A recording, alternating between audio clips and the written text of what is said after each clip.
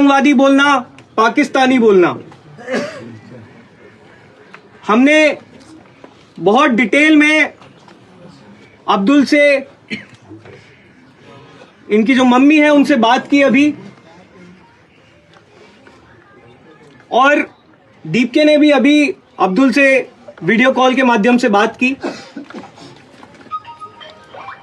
आज से अब्दुल हमारी जिम्मेदारी है, पूरे देश की जिम्मेदारी है, ना सिर्फ सीजेपी की बल्कि पूरे देश की जिम्मेदारी है। और इस देश में हर वो व्यक्ति जो शिक्षा सुधारने के लिए लड़ रहा है, हम लोग उनके साथ खड़े हैं, उनके पीछे खड़े हैं। हम भाजपा के गुंडों से डरने वाले नहीं हैं। तुम्हारी ये गुंडागर्दी अब और नहीं चलेगी। जितने भी लोग भाजपा के गुंडे, चाहे देश के किसी भी कोने में हो, वो अगर ये सोच कर बैठे हैं कि उनकी गुंडागर्दी मारपीट से हम डर जाएंगे, तो हम डरने वाले नहीं हैं। हम वोट मांगने तो नहीं आए थे, अब्दुल वोट मांगने तो नहीं गया था, अब्दुल स्कूल ठीक कराने की बात करने गया था। ये इतने बेशरम लोग हैं कि घटना के 2 दिन बाद जब उनको पता पड़ा कि हम लोग अब्दुल से मिलने आ रहे हैं, तो इन्होंने उसी स्कूल को चमका दिया। क्या ये काम सरकार पहले नहीं कर सकती थी? क्या ये स्कूल पहले नहीं सुधारा जा सकता था? लेकिन स्कूल सुधारने की बजाय भाजपा ने गुंडे भेजना ज्यादा ठीक समझा। हम इन लोगों से डरने वाले नहीं है, ये हम बता दे रहे हैं। रांका जी, बहुत डिटेल में अभी हमारे परिवार से बात हुई है। हम बंगाल सरकार से 4 मांग इस समय रख रहे हैं। बंगाल सरकार से 4 मांग इस समय रख रहे हैं। सबसे पहली चीज, एफआईआर में अभी भी लगभग 10 के आसपास अनआइडेंटिफाइड गुंडे हैं, जिनका किसी भी प्रकार की डिटेल पुलिस द्वारा ली नहीं गई है और वो पूरी तरह से गायब है। हम बंगाल सरकार से मांग करते हैं कि इन सभी गुंडों को अगले 10 दिन में गिरफ्तार करके जेल भेजा जाए और सभी धाराएं जो इन गुंडों पर लगती हैं वो धाराएं लगाई जाए। जिस तरह का बर्ताव अब्दुल और उसके परिवार के साथ अस्पताल में हुआ, पुलिस थाने में हुआ, उसमें बहुत साफ होता है कि इस पूरे मामले में कहीं ना कहीं इंदस पुलिस थाने का भाजपा के गुंडों को संरक्षण था। तो हम ये मांग करते हैं कि पुलिस थाने में जितने भी पुलिसकर्मी हैं, उनका इस घटना में किस तरह का रोल था, उसकी एक इंडिपेंडेंट कोर्ट मैंडेटेड कमिटी के साथ जांच कराई जाए। हम ये भी मांग करते हैं कि जब तक किसी भी प्रकार का परिवार को सिक्योरिटी थ्रेट रहे, तब तक राउंड द क्लॉक अब्दुल के परिवार को पुलिस प्रोटेक्शन मिलनी चाहिए।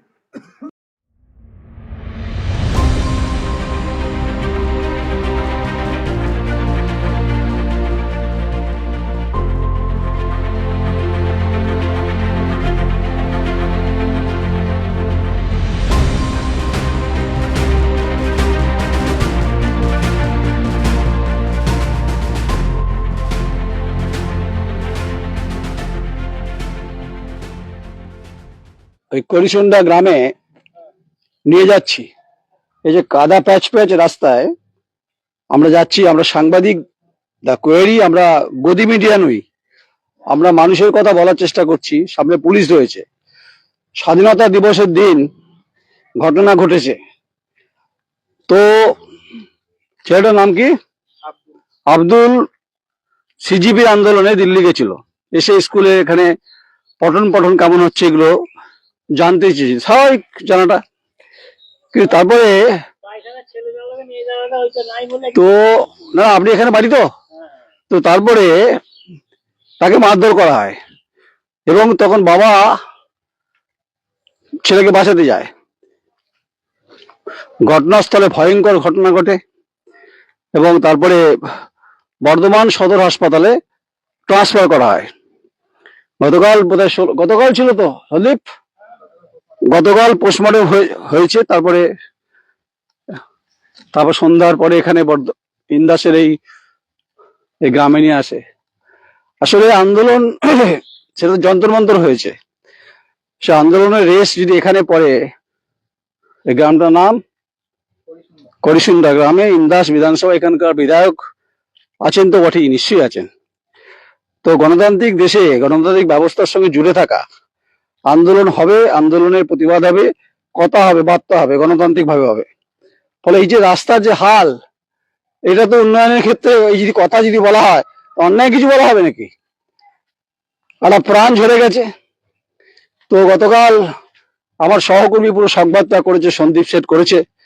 আমি ছিলাম নদীহাট নাকাশিপাড়াতে ছিলাম, সেখানে আনিসুর রহমান আর তার ছেলেকে দুজনকেই গুলি করে ধারালো অস্ত্রে কোপ দিয়ে মারে। সেখানে আমি আমার আরেক সহকর্মী ছিলাম। আজকে এই হচ্ছে অবস্থা, সন্দীপ দেখাচ্ছে ছবিগুলো। কারণ হচ্ছে এই রাস্তার পরিস্থিতি ভালো না, গ্রামের রাস্তা যা হয় একটু দেখে শুনে আসতে হবে। এই দিক দিয়ে আপনি আসুন না, এদিক দিয়ে আসুন না, তো আপনি এদিকে আসুন, আপনি বিধায়ককে বলুন রাস্তাটা করার জন্য, দেখবেন আপনি পড়ে যাবেন না। কিন্তু শহরের মানুষ কি করবে, আসুন।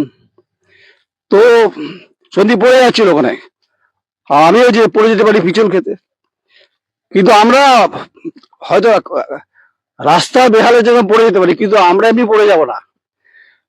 গণতান্ত্রিক ব্যবস্থার সঙ্গে জুড়ে থাকা নয়ন রায় দ্য কোয়েরি খুব কঠিন আর কঠোর জায়গা থেকে দাঁড়িয়ে সংবাদটা করে। তাই করিসুন্ডা গ্রামে ভেতর দিয়ে যাচ্ছি, একদম গ্রামটা তো একদম অনেকটা ভেতর, ইন্দাস শহর থেকে অনেক, টাউন থেকে ভেতরে। এখানকার যে বহুত্ববাদের গ্রাম আছে এখানে। আমি কোনো জাতি ধর্ম বর্ণ নিয়ে কোনো আলোচনা করতে চাই না, করা উচিত না। আমি এইগুলোর বিরুদ্ধে। কারণ আমি মনে করি একজন সাংবাদিকের কাজ হচ্ছে যে গোটা বিষয়টাকে তুলে ধরা। এই হচ্ছে তাল গাছ, এই হচ্ছে কাদা, সাবধানে আসতে হবে সন্দীপকে। এই হচ্ছে পরিস্থিতি, যে কোনো সময় পিছুর খাওয়ার সম্ভাবনা আছে, আর জামা প্যান্টের মোটামুটি কাদা হওয়ার চান্স আছে। এই হচ্ছে পরিস্থিতি। তাহলে এগুলো নিয়ে যদি কোনো কথা বলে কেউ, বিধায়ক মহোদয় আপনার কি গায়ে লাগতে পারে? আপনি তো নির্বাচিত হয়েছেন, এখানকার বিধায়কের নাম কি? মা, আপনাদের নাম কি? বিধায়কের নাম কি? কে? নির্মল? নির্মল ধারা? নির্মল ধারা তো, নির্মল ধারা দুবারে বিধায়ক। নির্মল, আপনাকে বলছি আমি, মাননীয় নির্মল ধারা, আপনার সঙ্গে আমার একবার আপনার বাড়িতে সাক্ষাৎ করার সৌভাগ্য হয়েছিল। কিন্তু দুর্ভাগ্য, এই গ্রামে যে পরিবেশ তৈরি হয়েছে সেটা ভয়ঙ্কর। আরে সহকর্মী রয়েছে, আমরা যাবো, আপনাদের একেবারেই। তো কি শুনেছিলেন, মানে কি হলো ব্যাপারটা কি? কি হলো আমি কি বলছেন আমি জানি না। যে ছেলেটি স্কুলে গেছিল প্রতিবাদ করতে, তো প্রতিবাদ কিছু করেন নাই, বলছে ওই বলেছিল যে স্কুলে পানির ব্যবস্থা নেই, বাথরুম শৌচাগার নেই, দিয়ে ওই একটু ব্যবস্থা করার সেটা জন্য বাচ্চা আছে, বেশি বয়স হতো না? না, খুব ভালো ছেলে। আচ্ছা, হ্যাঁ, ছেলে নাম আব্দুল? হ্যাঁ, আব্দুল হাফিজ নাম। আব্দুল হাফিজ। হ্যাঁ, ওর বাপের নাম কি ছিল? ওই শেখ মাফিক। হ্যাঁ, মানে ছেলেকে নাম, ছেলেকে মারছিল? হ্যাঁ, ছেলেকে মারছিল, পার্টির লোক মারতে এসেছিল, তারপরে বাবাকেও মারে ওরা। বাবাকেও মারলেন। এটা স্বাধীনতা দিবসের দিন হয়েছে, তাই তো? না, হয়েছে বৃহস্পতিবার দিনে। 15 আগস্ট ছিল? না না, 14 আগস্ট ছিল। 14 বৃহস্পতি। যাই হোক, 14 ছিল, 15 ছিল, তারপর বর্ধমানে গিয়ে সেখানে 13 তারিখে মারধর করেছে। আচ্ছা আর 14 তারিখে দিয়ে রাত্রেতেই হসপিটাল নিয়ে গিয়েছিলেন, আচ্ছা। দিয়ে কিছু হয় নাই, দিয়ে চিকিৎসা করে নিয়েছিলেন, দিয়ে সেদিন আর ছিল, দিয়ে আবার খুব শরীর খারাপ, দিয়ে তারপর দিন আবার নিয়ে গেল, দিয়ে ওখান থেকে আবার বর্ধমান রেফার করেছিলেন, দিয়ে সেই বর্ধমানে সেই দিনটা থেকে রাত থেকে ইন্তেকাল করলেন। কোথায় এখানে তার সমাধি হয়েছে? মাটি কোথায় হয়েছে? ওই পূর্ব পাড়ায়, উনাদের ওই পূর্ব পাড়াতেই বাড়ি, উনি এখানেতে উঠে এসেছিলেন। আপনার কি হয়? আমার ওই পাড়ার। হ্যাঁ, ঠিক আছে। এই যে যারা রয়েছে, আপনারা যান, আপনারা যান, চলে যান, আপনারা পাশ দিয়ে চলে যান, চলে যান। তো এই হচ্ছে, যাও চলে যাও। অনেকের মুখ দেখান, সত্যি এদেরকে কেন সামনে এই হচ্ছে করিসুন্ডা গ্রাম, এই হচ্ছে গ্রামের পরিবেশ। শুনছিলেন তো কথা। ও 13 তারিখে ঘটনা ঘটেছে, প্রতিবাদ করেছিল বোধহয় স্কুলের নানান ধরনের পরিকাঠামো নিয়ে। 14 তারিখে বর্ধমান হাসপাতালে ভর্তি করা, তাই তো সন্দীপ? 14 তারিখ ভর্তি করা হয়, পরে আবার নিয়ে আসা হয়, এবং হচ্ছে তারপরে 16 তারিখে 15 তারিখে তো ভর্তি, কিন্তু মারা যায় কবে? 15 তারিখ কি মারা যায়? আসলে এত ঘটনা ঘটছে সন্দীপ ভাইয়া, তো মনে রাখা মুশকিল। তো এই হচ্ছে আমরা যে 8 জন গ্রেপ্তার হয়েছে শুনেছি, এবং তারা নাকি বিজেপির সমর্থক। আসলে শুভেন্দু বাবু যিনি মুখ্যমন্ত্রী, রাজ্যের অধিকারী, শুভেন্দু অধিকারী, আপনি বলছিলেন, বারবার বলেন যে জিরো টলারেন্স নীতি, আর হচ্ছে সকালে জমা বিকালে খরচ। আমি তো নাকাশিপাড়ায় ছিলাম গতকাল, সে দেখলাম। তো এই হচ্ছে গ্রামের রাস্তাঘাট দিয়ে যদি কেউ প্রতিবাদ করে, এখানকার বিধায়ককে আপনি কি রেগে যাবেন? নির্মল ধারা, আপনার তো কাজ রাস্তাঘাট ঠিক করা, এলাকার সামগ্রিক উন্নয়ন দেখা, কেউ যদি কোনো প্রতিবাদ করে তাকে ঠিকঠাক করে দেখা, এগুলো তো উচিত। কিন্তু এই যে এখানে অনেক সহকর্মী আছে এখানে আমাদের, তো যে পরিবেশ, যে পরিস্থিতি, যা আমাদেরকে উদ্বিগ্ন করে, আমাদেরকে বিষাক্ত করে, সামাজিকভাবে বিষাক্ত করে। তো গণতান্ত্রিকভাবে যে আন্দোলনগুলো চলে সারা ভারতবর্ষ জুড়ে, আমি ঘুরি সারা ভারতবর্ষ। আমি গতকাল নাকাশিপাড়ায় ছিলাম, সেখানে বাবা এবং ছেলেকে গুলি করে কুপিয়ে খুন করে, সে সংবাদে করেছি। আজ ইন্দাস চলে এসেছি। আবার এদিকে রামপুরহাটে 6 জনের মৃত্যু হয়েছে আগুন লেগে। এই হচ্ছে পরিস্থিতি। তো সকালে জমা বিকালে খরচ। শুভেন্দুবাবু, আপনি নিশ্চয়ই দেখবেন ব্যাপারটা। পুলিশ গ্রেপ্তার করেছে, পুলিশের ভূমিকা জানি না কি। পুলিশের ভূমিকা, পুলিশ না রয়েছে, সারা বছর তো থাকবে না। এখন গণতান্ত্রিক ভাবে আপনি 1 লাখ টাকা এনেছেন, আমি তো ডাকাতি করে বেড়াই, আর ঘরে 1 লাখ টাকা পেয়ে গেছি, খরচা করবো না? চোরের কাছে আবার কি আশা করবো? চোরের কাছে মর্মান্তিক, অত্যন্ত মর্মান্তিক। এ কারণেই আশা করবো কি করে চোরের কাছে? আমরা যে পরিস্থিতি আমরা রয়েছি এই মুহূর্তে, যেখানে খুব সাধারণ বাড়ি, সিম্পল বাড়ি অ্যাকচুয়ালি, খেটে খাওয়া হয়তো শ্রমজীবী मेहनती परिवार থেকে बिलोंग करे, কিন্তু দেশ आजादी के इतने सालों के बाद भाई 80 साल हो गया, প্রতিবাদ করলে এই ঘটনা ঘটছে। জিজ্ঞাসা করুন তো বিজেপির মুখ্যমন্ত্রী, জিজ্ঞাসা করুন বিজেপির বিষোদগার হওয়াটা খুব স্বাভাবিক। এখানে মায়েরা রয়েছে, তারা প্রত্যেকে রয়েছে এখানে। আমার গ্রামে তারা আরে যে অভিযোগগুলো করছে, আমার কাছে আসুক, প্রমাণ দিচ্ছি। তার মুখ্যমন্ত্রীকে সরাসরি তিনি যে প্রশ্নগুলো করছেন, কারণ এখানে আরো সংবাদ মাধ্যমে সহকর্মীরা আছেন এখানে। তো এই সহকর্মীরা তারা প্রত্যেকের ভূমিকা আছে, আমাদের প্রত্যেকের ভূমিকা আছে। আপনারা কোন থানা? ইন্দাস থানা। আচ্ছা আচ্ছা, ডিউটি চলবে নাকি এখন? কদিন চলবে কোনো ঠিক নেই কিছু। দুটো রাইফেল দেখছেন তো, AK-47 রাইফেল, এটা ট্রিগার টিপতে অনেক সময় লাগবে অনেক। তো জানি না কতদিন থাকবে এখানে। পুলিশ পাঠিয়েছে, পুলিশ সুপার পাঠিয়েছে নাকি ওসি পাঠিয়েছে, মুখ্যমন্ত্রীও বলেছে। যাক, আপনারা অসহায়, কিছু করার নেই, আপনাদের ডিউটি করতে হবে। বাঁকুড়া পুলিশ সুপার এবং হচ্ছে ইন্দাসের ওসি বলছি, পুলিশ আপনার এলাকাতে ঘটনা ঘটেছে। এই হচ্ছে যে আমি যাব, যেহেতু আমাদের সহকর্মীরা কাজ করছেন, তারাও বক্তব্য নিচ্ছেন।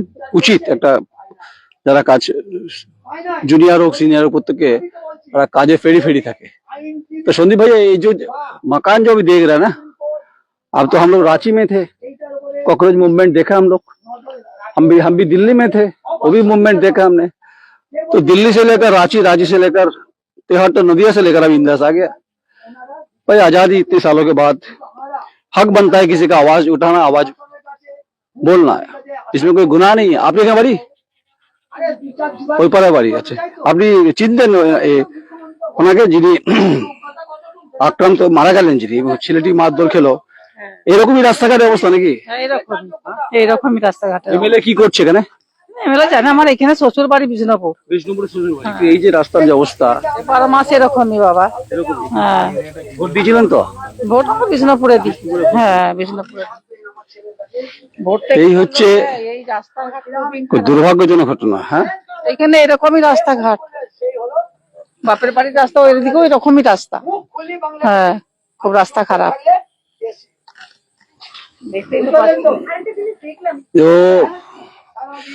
আমরা পরে আসছি, গোটা বিষয় নিয়ে আসছি আমরা।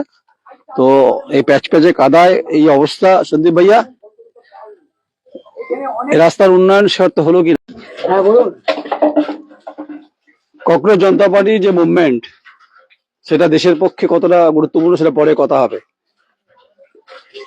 আব্দুল সেখানে ছিল, এসে গ্রামের উন্নয়নের ক্ষেত্রে, পঠন পাঠনের ক্ষেত্রে তার কিছু কথা ছিল। 13 তারিখের ঘটনা। আচ্ছা, তার আগে বলে দিই, এখানে এই যে রক্তের দাগ রয়েছে এখানে, এইখানটাতে আব্দুলের বাবাকে মারধর করে। বাড়ি পরিবারের সঙ্গে কথা বলবো একবার। সেটা হচ্ছে যে আপনি একটু আসুন, একটা বৃষ্টি পড়ছে। আব্দুল তো প্রতিবাদের জায়গায় গেছিলেন, ঠিক আছে, উচিত, গণতান্ত্রিক ভাবে প্রতিবাদ করা উচিত। ফিরে এসে যখন স্কুলে যায়, পঠন পাঠন কেমন চলছে জানতে চেয়েছে, এটা অধিকার আছে। 13 তারিখে ঘটনা বোধ হয়, 14 তারিখে ঘটেছে, আপনি ভালো জানেন। তাকে মারধর করে, তখন তার বাবা ছুটে যায়। তারপরে কি হলো? ওকে মারধর করে আর বাবা ছুটে যায়। যখনই ছাড়াছাড়ি করে তখন রিক ছাড়া পেয়ে, গায়ের জোর আছে, ছাড়া পেয়ে গেটে লাগিয়ে দিল, যে গেট চাবি মেরে দিয়েছে। আর রিকের বাবা বাইরে থাকে, ওকে মারতে মারতে সিঁড়ি পেয়ে গেল। এই ওই সিঁড়িটায় বেশ ধড়ক মারে। হ্যাঁ, বেশ ধড়ক মারে। রড, লাঠি, কাটারি, শাবল এসব নিয়ে বেশ ধড়ক মারে। সেটা কটার সময়? রাত 8:30টার সময়। কতক্ষণ চলে তাণ্ডবটা? 1-1.5 ঘন্টা চলে। হ্যাঁ, খুব বেধড়ক মারে। আমি ঠায় দাঁড়িয়ে আছি। আমি তখন ওই আজাদ, বিজেপির হারবা বাহিনী, বিজেপির, যেটা শুভেন্দু বলছে বিজেপির নাম উল্লেখ নাই। বিজেপির আমি নাম করে 3-4বার রিপিট করলুম। বিজেপির হারবা বাহিনী, এমএলএ। এরা কি বলছে, এটা বক্তব্যটা কি? যে এমএলএ, আমাদের যে এমএলএ, কি নাম? হ্যাঁ এমএলএ নির্মল ধারা, তার গলা ধরা, গলায় মালা পরানো কর্মী, এমএলএ এর প্রিয় কর্মী, সে আজকে বলছে আমার কর্মী লয়। তাই ফুটে যাচ্ছে। এমএলএ এর সাহসে সে হুকুম দিয়ে বা ওইভাবে মারধর করে। আমি তাকে বলি, এই মরে যাবে, আমি যে তার গায়ে হাত দিয়ে বলি, এই মরে যাবে, ছেড়ে দে। বলে তুমি চলে যাও, না তোমার লাশ পড়ে যাবে। এটা কে বলছিল? আজাদ, শেখ আজাদ, তোমার লাশ পড়ে যাবে। আমি না কোনো আর বলে, প্রতিবাদ না করে আস্তে আস্তে বেরিয়ে যায়।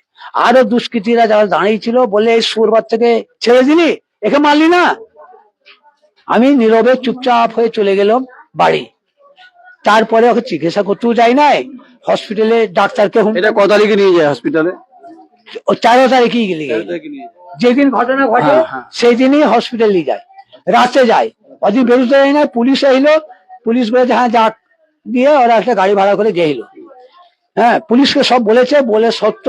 হ্যাঁ, ওইখানে পুলিশ লিখে দিয়েছে, হসপিটালে ডাক্তার চিকিৎসা করে না। বর্ধমান বিজয়চাঁদ মেডিকেল কলেজ হাসপাতালে না, প্রথম 13 তারিখে যখন গেছে, প্রথম দিন ঘটনা ঘটেছে, ইন্দাস লিগ আছে, ইন্দাসের কোনো চিকিৎসা হয় নাই। ডাক্তার একটা ইন্দাস থেকে বর্ধমান নিয়ে যান, না পরে গুলিয়ে দিবেন না। আচ্ছা বলুন, যদি আপনি সবই জেনে নিয়েছেন, বলুন, না না বলুন বলুন বলুন বলুন। হ্যাঁ, তাহলে প্রথম দিন ইন্দাস নিয়ে যায়, একটা টেট ব্যাগ দেয়, 2 ট্যাবলেট দেয়, দিয়ে বিজেপির লোকরা বলেছে, ডাক্তারকে চাপ দিয়েছে এখান থেকে তাড়িয়ে দাও, এখান থেকে তাড়াও। ডাক্তার নীরবে ই করেছে, ডাক্তার তার ঘাট ধরে বার করতে পারে না। যে ওরা বিজেপির এই কর্মীরা গেছে, ইন্দাসের কর্মীরা ছিল কিছু, ঘাট ধরে বার করে দিতে গাড়ি করে যখন আসে, বাড়ি আসে রাত 11:30টার সময়, খোশবাগে নামিয়ে বেধড়ক মারে, তাতে রিভলভার নিয়ে আলিয়ে বিভিন্ন রকম ই করে মারে।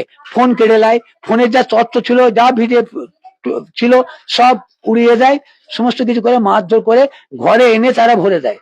এই ঘরে ভরা রইলি বেরোবি কেটে দেবো, হুমকানি দেয়। তারপর দিনে সারাদিন সকাল থেকে ঘরে ঘেরাও করে রেখে দেয়, পুরো সারাদিন চিকিৎসা করতে দেয় না, চিকিৎসা করতে দেয় না, ঘর থেকে বেরোতে দেয় না। দুদিন কেটে গেল, 14 তারিখে পুরোটা ঘেরাও। হ্যাঁ ঘেরাও।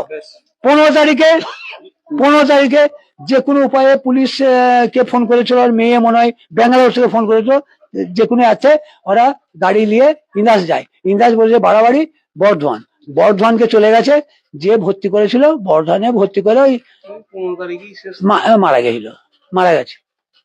মানে 16 তারিখ, না 15 তারিখে 15 তারিখ রাতে মারা যায়, 16 তারিখে মরদেহ নিয়ে আসা হয়, তারপর তার পার্থিব শরীরটা মাটি দেওয়া হয়। আমার প্রশ্নটা একটা জায়গাতে, এই সরকারের যে প্রধান প্রশাসনিক প্রধান মুখ্যমন্ত্রী শুভেন্দু অধিকারী, তিনি বলছেন সকালে জমা বিকালে খরচ। তাহলে সকালে জমা যদি বিকালে খরচ, তার সঙ্গে যদি বিজেপি কর্মীরা যুক্ত থাকে এবং যাদের নাম আপনি স্পেসিফিক অভিযোগ করছেন, আপনি তো নামগুলো বলছেন, পুলিশের ভূমিকা, মুখ্যমন্ত্রীর ভূমিকা, এখানকার বিধায়কের ভূমিকা, আপনি সন্তুষ্ট আকার একটা প্রাণ ঝরে গেছে, কিন্তু আমার মনে হয় আপনি সঠিকভাবে পুলিশের মদতে তোমার ও করছে। এমএলএ এর কথা ছাড়া পুলিশ চলবে না, পরিষ্কার কথা বলছি। এমএলএ এর কথা ছাড়া পুলিশ চলবে না, পুলিশের মদতে এরা সব গ্রামে সন্ত্রাস চালাচ্ছে। এর 10 দিন আগে এই শান্তাশ্রম বাঘমারি ওই ব্যক্তিরাই এমন মেরেছে, সেও আজকালে মরবে, মারা যাবে, সেও মারা যাবে, বাঁচবে না। আজকে মরা খবর হয়ে গেল। না, আপনারা এই সরকারটা ভেবেছিলেন যে এরকম ঘটনা ঘটবে? না, আমরা এরকম ভেবেছিলাম যাক সরকার একটা ভালো সরকার এসেছে, হ্যাঁ হয়তো মমতা সরকার চোর ছিল, এই সরকার ভালো হবে। এই ডাকাতের ওপরে ডাকাত, গুন্ডা বাহিনী ফেলে দেখা যেত। যেদিন থেকে এসে সেদিন থেকে তো কাটমানি। আরে এই সরকার নিজের কর্মী দিন একদিনে 122 জনকে জেলে ঢুকিয়েছে, চোর। আর বালির দাম ছিল কত, তৃণমূলের সরকারের কত ছিল, আমরা বালি কত পাচ্ছিল, 3000 টাকা। আপনাদের বাবার নাম কি ছিল? শেখ মোহাম্মদ মাফিক। শেখ মোহাম্মদ মাফিক। আপনার কি হয়? গ্রামবাসী আত্মীয়। গোটা গ্রামটা দেখলাম যে একটা সান্নাটা পরিস্থিতি, একটা মর্মান্তিক। বলবেন এই আব্দুলের এদের বাড়িতে আমি কি করছিলাম, এটা প্রশ্ন থাকতে পারে যে 8:30টার সময় আপনি কি করছেন? হ্যাঁ আমি কি করছি, ঠিক ঠিক, এই প্রশ্ন আপনাকে করবো নাকি? প্রশ্ন থাকতেই পারে। ওরা থালা পাতার থালা তৈরি করা মেশিন এনেছে কলকাতা থেকে, হ্যাঁ পাশের ঘরে আছে। এই পাশের ঘরে আছে, কারেন্টটা খাঁচাচ্ছিল। আচ্ছা, মিস্ত্রি বলেছিল 7,000 টাকা লাগবে, বোর্ড তার নিয়ে 7,000, আমাকে বললো আমাকে 3,000 টাকা দিয়েও হয়েছে। আমি বলি ঠিক আছে করে দেবো। আমার বাড়িতে তার ছিল, কেন আমার সাবমার্সেল আছে, তার ছিল, তার নিয়ে আমি জানি গরিব মানুষ, নিডি পরিবার, একদম গরিব, একদম গরিব। তো যাক তার দিয়ে আমি খেঁচাতে হিনুন, আমি লাইনে কাজ জানি, আমি লাইনটা খেঁচাতে হিনুন, ওইদিকে একবারে হিনুন, নাহলে 8:30টার সময় আপনি দেখতে পেয়েছেন আমার সামনে তো হচ্ছে। আপনাকে চমকায়নি, তারপরে হুমকি দেয়নি আপনাকে? হ্যাঁ, ছুটে পালিয়ে গেল তো আমি এই তো এরা ছিল। এই যে ঘটনাটা ধরুন 15 তারিখ মৃত্যু হলো, তারপরে তো 16 তারিখে মাটি হলো, তাকে তো নিয়ে আসা হলো, তারপর থেকে গোটা গ্রামে কি এই মুহূর্তে এখন ভয়ের পরিবেশ একটা রয়েছে? এখন গোটা গ্রাম খেপে গেছে, এখন গোটা গ্রাম খেপে গেল, যে গোটা গ্রাম চেয়েছিল ওই দুষ্কৃতীদের ঘর দৌড় কিছু রাখবো না, তন্ন তন্ন করে দেবো। কিন্তু আমরা বলেছি হারিয়েছি একজনকে, আজ 5 জনকে হারাতে আমরা চাই না। আইনে প্রক্রিয়ায় হোক, কিন্তু কাউরি ঘর দৌড় যেন নষ্ট না হয়, কাউকে মারধর যেন না হয়। আমরা 2-3 হাজার মানুষ যে খেপে গেল, তাদের সান্ত্বনা দিয়ে চুপচাপ রেখেছি। সেটা প্রশাসন বলবে, আমার চাইতে বেশি ভালো প্রশাসন বলবে। থানার বড়বাবু হয়েছে, সে বলবে যে কিভাবে কন্ট্রোলে আমরা রেখেছিল, কোনো একটা চুয়ারি করতে দিই নাই, কাউরির উপরে কিছু করতে দিই না। আজও তো আমরা গ্রামকে শান্তভাবে রেখেছি। আজকেও 2-3 হাজার লোক এসেছে, কিন্তু কাউকে দূরে গালাগালিও করে না। গ্রামে দাগ থেকে গেল, দাগটা চিরদিনের রয়ে যায়। দ্বিতীয় কথা, এ হচ্ছে গরিব, এর ছেলের রিকের অ্যাক্সিডেন্টে পা ভেঙে এসছে, 8 লাখ টাকা খরচা হয়েছে, সব দিনা করে। যদি বলে দিনা নাই, রিকের পরিবার কোথা দিনা আছে প্রমাণ দিয়ে দিবে, প্রমাণ পুরো মানে প্রমাণ দিয়ে দিবে কোথা কোথা দিনা আছে। তাহলে এখন 8 লাখ টাকা দিনা আছে, না খাইলে খেতে পেত না, এই সংসারটা চলবে কি করে? মুখ্যমন্ত্রী কি করবে এখন? মুখ্যমন্ত্রী অনেক কথা বলছেন, দাবি করছেন কিছু? মুখ্যমন্ত্রীর কাছে কি দাবি করব বলুন? চোর ডাকাতের কাছে কি দাবি করব বলুন? হ্যাঁ, এ তো বুকার পরিচয় হবে আমাদের। না না না না না। ভগবান বলেছে, ভগবান বলেছে চাইলে আমার কাছে চাইও। একজন বললে রাজার কাছে যা, তোর মেয়ের বিয়ে দিবি, রাজার কাছে জানে টাকা টাকা দিয়ে দিবে, বলে আচ্ছা রাজাকে দাও। রাজার কাছে এসেছে, রাজা মসজিদে ঢুকেছে, তখন রাজা দেখছে দু হাত তুলে চাইছে, সে যে চাইতে হলে সে আমরা পালিয়ে যাচ্ছে। তখন বলছে এ ভাই তুই তো পালাচ্ছিস, তো রাজা বেরিয়েছে, বলে এই রাজাই তো হাত তুলে ভগবানের চাইছে, আমি ভিখারির কাছে আমি কি চাইবো? তা আমরা মুখ্যমন্ত্রীর কাছে কি চাইবো? না না, চাওয়ার মতো কিছু নাই, সে যোগ্যতা নাই, চাইবার আগে দিয়ে দিবে, কারোর কাছে চাইতে হয় না। আপনাকে কবে ডেকেছিলেন আমরা? আমি তো সংবাদ ও না, সাংবাদিকতা আপনাকে তাগিদে। ডেকেছি আমরা। না না, আমি তো তাহলে স্বতঃস্ফূর্ত আপনি হয়েছি। এসেছেন কেন? আপনার মনুষ্যত্ব আছে বলে এসেছেন। আমরা তো ডাকি নাই, আপনাকে 2000 টাকা দিয়ে আসি নাই। হ্যাঁ, যদি 2000 টাকা দিয়ে বুক করে আসতুন নাই এলেন, কই 1 টাকা দিই নাই। আপনি এসেছেন, আপনার মনুষ্যত্ব আছে। যদি আমাদের মুখ্যমন্ত্রী মনুষ্যত্ব থাকে তাহলে হবে। এইরকম একটা লয়, এই একটা মরেছে, আমাদের ব্যথা হচ্ছে আর প্রচুর।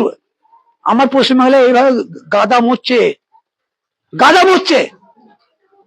কই অজরে বৃষ্টি পড়ছে, কুরসুন্ডা গ্রাম, মাহফুজ নাম বললেন না, যে মারা গেছে, তার আব্দুলের বাবার নামটা কি বললেন? শেখ মোহাম্মদ শেখ মাফিক। আচ্ছা, আমরা একটু ছাদে যেতে পারি? আচ্ছা, আমি একটু বলবো, আমি একটু ছাদে যাচ্ছি একটু, যাই হোক। এই বলবে, এই ছিল, এই ছিল। চলুন, আমরা একদম আব্দুলের বাড়ি এসেছি। তার বাড়ির যা অর্থনৈতিক পরিবেশ, যা পরিস্থিতি, সেটা আমরা দেখলাম। এবং যে সরকারের যে মনোভাব, সরকারের যে ভাবনা, যে ঘটনা ঘটেছে, তো স্বাভাবিকভাবে, হ্যাঁ ঠিক আছে, বৃষ্টির মধ্যে, এই বৃষ্টি আমরা এই মুহূর্তে রয়েছি। আপনি আমাকে একটু বলুন, আপনি এদিকে দাঁড়ান তো। আমি তো শুনলাম, ওনার নাম কি? ওনার নাম এমনি মিঠু ঠিক আছে, কি মিঠু। মিঠুদা, আপনি কি কি দেখেছেন? আমি কি কি জানি, আমি তো প্রেজেন্ট ছিলাম। কিভাবে, কি দিয়ে মারলো ওরা? ওরা প্রথমে এখানে মেরেছিল আপনার বাঁশ, তারপরে রড, তারপরে গোড়ালে হাতে করে যে যেমন পেরে এসে মারলো। আব্দুলের বাবার কত বয়স হবে? আব্দুলের বাবার ওই 48-50 হবে বয়স। আমি আব্দুলের মেসো মশাই হয়, বড় মেসো। যখন দেখছি চিৎকার করছে সবাই মিলে, আমরা দু স্বামী স্ত্রী না থাকতে পেরে বুঝতে পারিনি তো, যে মনে হচ্ছে যেন রিক, এই তো ছোট একটু ঘর, আব্দুলের ডাক নাম রিক। তো আমার স্ত্রী বলছে যে দেখো দেখো রিকদের ঘর থেকে একটা আওয়াজ আসছে। আমি কি আওয়াজ? বলছে মারপিটের আওয়াজ আসছে মনে হচ্ছে। দুজনে ছুটে আসছি, জল হচ্ছে হালকা হালকা, ছুটে এসে দেখছি দুষ্কৃতারা বিয়ের ধারা পিটাচ্ছে। আমি এসে বললাম তোমরা কি করছো? বলছে সালা দিকে করবো না, অশ্লীল ভাবে গালাগালি, অশ্লীল ভাবে গালাগালি। ওই ভিডিওতে সব মানে হয়েছে, প্রচার হয়েছে। দিয়ে তারপরে আমরা কি করলাম, এদিকে জোর জবরদস্তি করে ঢুকিয়ে দিলাম, দিয়ে ওদিকে বার করে দিচ্ছি। তারপরে এ তো ছটফট করছে যন্ত্রণায়। দিয়ে পাড়ার সব এসে বলছে যে মাফিককে মোটামুটি হসপিটালাইজ করতে হবে। দিয়ে তারপরে একটা গাড়ি ভাড়া করতে গেলাম, গাড়ি ভাড়া করতে করতে দেখছি এক ভ্যান পুলিশ চলে এলো। পুলিশ এসে এর সঙ্গে ইন্টারভিউ নিচ্ছিল আমাদের এই ঠিক আছে, হাফিজের কাছে। দিয়ে ও কি বলেছে না বলেছে আমি শুনিনি, আমি তো গাড়ি ভাড়া দেখতে গেছি। দিয়ে লাস্ট পজিশনে যখন আসছি, আসার পরে থেকে পুলিশরা বলছে যে এক কাজ করুন, ওনাকে নিয়ে যেয়ে হসপিটালাইজ করুন। হসপিটালে ঢুকতে যাচ্ছি, দেখছি যে বিজেপির কয়েকজন লোক পুরো হসপিটাল থেকে ঘিরে রেখে দিয়েছে। হ্যাঁ ঠিক আছে, চলুন নিচে চলুন, বুঝেছি। মানে অত্যন্ত মর্মান্তিক। আমার চিত্র সাংবাদিক সন্দীপ শেঠ, যে মাফিকের মৃত্যু এবং আব্দুল রিক, তার ডাক নাম, ছাত্র মুভমেন্টে ছিল। পঠন পঠনে বা শুরুতে বলছিলাম যে প্রশ্ন করার অধিকার আছে, কিন্তু যেভাবে, হ্যাঁ সব থেকে বড় জিনিস স্যার, কলকাতার থেকে দিল্লির থেকে প্রচুর লোক এসে, আমরা তো আর নিমন্ত্রণ করিনি তাদেরকে, অথচ এইখানকার যে বিধায়ক তাকে আমরা তো বিপুল ভোটে জয়যুক্ত করেছি। তার একটু মনুষ্যত্ব হলো না যে একটা মানুষ মারা গেছে স্পটে। হ্যাঁ, আচ্ছা, কজন গ্রেপ্তার হয়েছে? গ্রেপ্তার হয়েছে কি, ওরা তো নিজেরাই নির্মল ধারণ নিজেরাই তো ওদিকে ঢুকিয়েছে। হ্যাঁ, বেশ, আপনার জন্য। হ্যাঁ, আমার নাম খন্দকার শাহাদত হোসেন। আচ্ছা, খন্দকার সাহেবের বক্তব্য হচ্ছে রে, দেশের সমস্ত জায়গা থেকে, কলকাতা, দিল্লি থেকে সবাই এসছে, কারণ ককরোচ জনতা পার্টির মুভমেন্টের সময় গেছিল, যাওয়াটা অপরাধ নয়। এরা যে এই যে পরিবার, আমি সন্দীপকে দেখাতে বলবো, এদের এই পরিবারের একটা প্রাণকে কেড়ে নিল রাজনৈতিক ভাবে, যে বলি নিরপেক্ষ তদন্ত দাবি করছে এরা।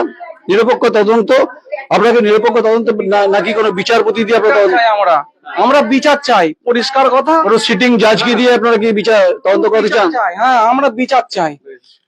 খন্দকার সাহেব বক্তব্য যে বিচার চাই, কিন্তু সিটিং জাজ দিয়ে হবে না, প্রাক্তন বিচারপতি হবে, সেটা ঠিক করবে বিচার ব্যবস্থা। কিন্তু বিচারের বাণী যেন নীরবে নিভিতে না কাঁদে, কারণ এই বাংলায় অনেক ঘটনা ঘটলো। আমরা কিন্তু ঘটনা, মর্মান্তিক ঘটনা, নট অনলি আমি এসেছি দা কোয়েরি, সারা বাংলার সমস্ত মিডিয়া এসেছে, এরা যারা আছে, মা, মাসি, কাকি, কাকিমা, আমরা কিন্তু বর্ষা মাথায় নিয়ে এসেছি। কিন্তু আমাদের দায়বদ্ধতা সমাজের প্রতি। তুমি ছাতাটা বন্ধ করো তুমি তো। আমরা মনে করি যে এই দায়বদ্ধতা আমাদের পালন করতে হবে, এটা আমাদের কাজ। আমি আপনাকে বলি, আপনার কি হয়? আমার নাতি হয়, ভাগনার ছেলে। আপনার বলো কে হয় বলো। আপনারা কি দাবি করছেন? আপনাদের দাবিটা কি? কেউ হয় না, আমার পাড়া হিসাবে হয়, আমি কিন্তু সবাই আত্মীয়। যে মানে যে মরেছে ওনার স্ত্রী আমাদের আত্মীয় হয়। আপনারা কি দাবি করছেন? কি শাস্তি? কি করবো বলুন, ওদের মানে মরণই চাই আমরা। ওতে পয়সা নিয়ে কি আপনার? করবো? পয়সা কি করবো? আমি বাইরে, আমি কলকাতা থেকে এসেছি এখানে। কি দাবি? বিচার হওয়া উচিত একটা, হ্যাঁ, যে নৃশংস ভাবে মেরে দিল, হ্যাঁ, তার একটা বিচার হওয়া উচিত। নিরীহ ছেলে, যাকে বলে নিরীহ ছেলে, এক নম্বরে নিরীহ ছিল। ছেলের কোনো তুলনা ছিল না যে মরেছে। ইয়াং ছেলে তো, এই তো বয়স হয়নি। রিকের বাবা, হ্যাঁ, কেউ বলতে পারবে না ছেলেটা একটা খারাপ কথা তোর বলে। কি হয়? একটা খারাপ কথা বলে। বলো তুমি, বলো, ভয় করতে হবে না, বলো। আমাদের ছেলের তুলনা নাই। আচ্ছা, এরা যারা আছে এই বাড়িটা, আমি সন্দীপকে দেখা দেবো। সন্দীপ, একবার আপনি ভেতরে আসুন, আপনি ছাতাটা রাখুন না সাইডে। এই ঘরের যা পরিবেশ, যা পরিস্থিতি, দুটো কামরা, ছোট ছোট চিলতের ঘর, লড়াই। আচ্ছা, আমার তো প্রথমে আমার তো আত্মীয় হয় না। আমি সাংবাদিক হিসেবে নয়ন রায়, আমার মনে হয়েছে গণতান্ত্রিক ভাবে এই কথাটা বলার অধিকার আমার আছে। কিছু মনে করবেন, আমি ঢুকে বললাম আপনাদের, কারণ এই গণতান্ত্রিক ব্যবস্থার সঙ্গে জুড়ে থাকা যে সাংবাদিক এবং সংবাদ মাধ্যমের ভূমিকা, কারণ আমি গদি মিডিয়া নই ভাই, আমি দা কোয়েরি ইন্ডিপেন্ডেন্ট জার্নালিস্ট, আমি ভারতবর্ষ ঘুরি। তো গতকাল ছিলাম নাকাশিপাড়াতে, বাপ এবং ছেলেকে গুলি করে খুন করে কংগ্রেস করতো তারা, সেই কভারেজ করে আজকে এখানে আসতে হলো। দুর্ভাগ্যজনক এটা। এবং ঘটনার পর মারা গেছে 15ই আগস্ট, তাই তো? 80তম স্বাধীনতা দিবসের দিন প্রাণ ঝরে গেল, এর জবাব তো দিতেই হবে। যারা এখানে বসে আছে তারা প্রত্যেকে কি বলবো বলুন তো, একই দাবিতেই সরব। বিচার চাই। বিচারটা দেবে কে? নিশ্চয়ই সরকার দেবে। এই অসহায় পরিবারটার, শুধু আমি এসেছি এরকম নয়, সমস্ত সংবাদ মাধ্যম এসছে, যাদের মধ্যে সহনশীলতা, দায়িত্ববোধ আছে, তারা সবাই এসেছে। আমরা হয়তো সহমর্মিতা দেখাতে পারি, এটুকু আমাদের কাজ। আমরা তো বিচার ব্যবস্থা, প্রশাসনিক ভূমিকায় নেই, একটু পাশের ঘরে যাই একটু। এই যে পরিবেশ, আমি যেটা বলছিলাম, তো এই হচ্ছে এরকম দুটো ঘর, 2.5খানা ঘর। আপনি বলছি, এদের জীবন জীবিকার ক্ষেত্রে খুব গুরুত্বপূর্ণ। এরা খেটে খাওয়া প্রান্তিক স্তরের মানুষ। তো রুটি কাপড়া মাকানের প্রশ্নে যখন লড়াই চলে গোটা দেশ জুড়ে, আমরা এই ঘরটা একবার দেখি। এই হচ্ছে ঘর। রিক কোথায়? রিক কি নেই নাকি? তো এই যে রুটি কাপড়া মাখানের প্রশ্নে অনেক দাবি হয় না 80তম স্বাধীনতা দিবসে, একটা প্রাণ ঝরে গেল, এই দায়িত্ব কে নেবে? দায়বদ্ধতা কার? এখানকার যিনি বিধায়ক আছে নির্মল ধারা, এই প্রশ্ন আপনাকে করছে অনেকে। এই প্রশ্ন আমারও আছে আপনাকে। আপনি খোঁজ নেন কি খোঁজ নেন না, এরা অভিযোগ করছে। আপনাকে দায়িত্ব নিতে হবে এই গোটা ঘটনার পিছনে একদম তদন্ত করার ক্ষেত্রে। এবং এখানকার পুলিশ সুপার, বাঁকুড়া পুলিশ সুপারকে বলছি, এবং ইন্দাসের আইসি বা ওসি যেই থাক, পুলিশের ভূমিকা নিতে হবে। পুলিশকে ঠিক করে তদন্ত করতে হবে, বিচার ব্যবস্থা ঠিকঠাক করে নিয়ে যেতে হবে। কারণ পুলিশ হচ্ছে সবার, আমার আপনার সবার। আর আমি এই যে সংবাদ করছি, করার পর যদি মনে হয় পুলিশের আমাকে নিয়ে কোনো উদ্যোগ নেবেন, খোলা চেতাবনী রইলো, আমি আছি এর মধ্যে। আমি গোটা বাংলায় ঘুরে বেড়াই, গোটা দেশ ঘুরে বেড়াই, ভাববেন আমি হুমকি দিচ্ছি। একটা প্রাণ ঝরে গেছে, রসিকতার জায়গাতে নেই আমি। অন্তত আই এম সিরিয়াস রিপোর্টার। আমি অত্যন্ত বেদনার সঙ্গে বলছি যে এটা মর্মান্তিক ঘটনা, এর তদন্ত হওয়ার প্রয়োজন আছে। তো এই তদন্তের দাবিতে যেমন পরিবার স্বরূপ আমরাও যেমন সংবাদ মাধ্যম, আমার মনে হচ্ছে তদন্ত হওয়া দরকার আছে। আসল আসল অপরাধী কারা, তারা কারা, এই তালেবররা কারা, তার খোঁজ পুলিশকে নিতে হবে। এখানে নিতে হবে ইন্দাস থানার পুলিশকে নিতে হবে, বাঁকুড়া পুলিশ সুপারকে নিতে হবে, মুখ্যমন্ত্রীকে নিতে হবে, সবাইকে দায়িত্ব নিতে হবে এখানে। তাহলে এই গোটা ঘটনার যে প্রেক্ষাপট যা দেখে গেলাম আমরা, এই যে মাফিকের বাড়ি যিনি মারা গেছেন, মর্মান্তিক ঘটনা। এই হচ্ছে অবস্থা, গ্রামের উন্নয়ন হয়েছে। দেখুন, উন্নয়ন তো নয়, যেন হচ্ছে মানে গর্ত ঢুকে পা ঢুকে যাচ্ছে রাস্তার। এই হচ্ছে বাড়ি, এই হচ্ছে রাস্তাঘাট, এই হচ্ছে ধান জমি, আর তার মধ্যে দিয়ে যাচ্ছি দা কোয়েরি। হ্যাঁ, তো স্বাভাবিকভাবে না, আমাদের আরো অনেক কাজ আছে, নিশ্চয়ই যাবো আমরা। আমরা এই যে এটাও দেখালাম, সন্দীপ ভাই, इसको भी দেখাও কম সে কম। হ্যাঁ, দেশের মুখ্যমন্ত্রীর, রাজ্যের মুখ্যমন্ত্রী, দেশের প্রধানমন্ত্রী জানা উচিত আমরা সঙ্গে আছি গোটা ঘটনার পরিপ্রেক্ষিতে। এই দর্দনাক যে ঘটনা আর যেন না হয় সেদিকে অবশ্যই সরকার নজর দেবেন। নমস্কার, আমি নয়ন রায়, কোরকন্দা গ্রাম, ইন্দাস। আমার চিত্র সাংবাদিক, আমার সহকর্মী সন্দীপ শেঠ, আমি নয়ন রায়।